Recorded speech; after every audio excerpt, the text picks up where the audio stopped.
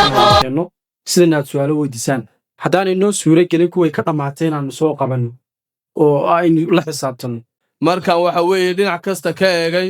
Cabdicasiis wuxuu noqday ninkii maanta burca bedeli lahaa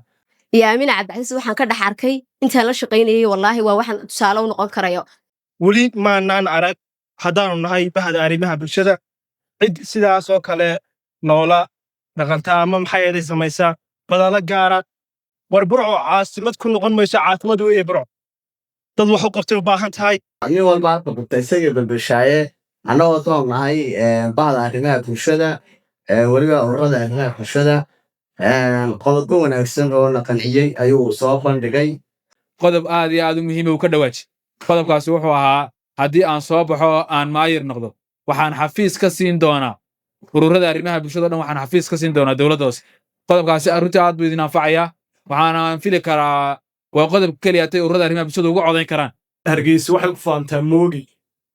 insha Allah waxaan rajaynayaa inuu moogi burco noqdo insha Allah haddii Ilaahay ka dhigo waxaynu u baahannahay inaynu nafeena inagu dib ugu noqono oo niraahno inaga maxaa inaga khaldan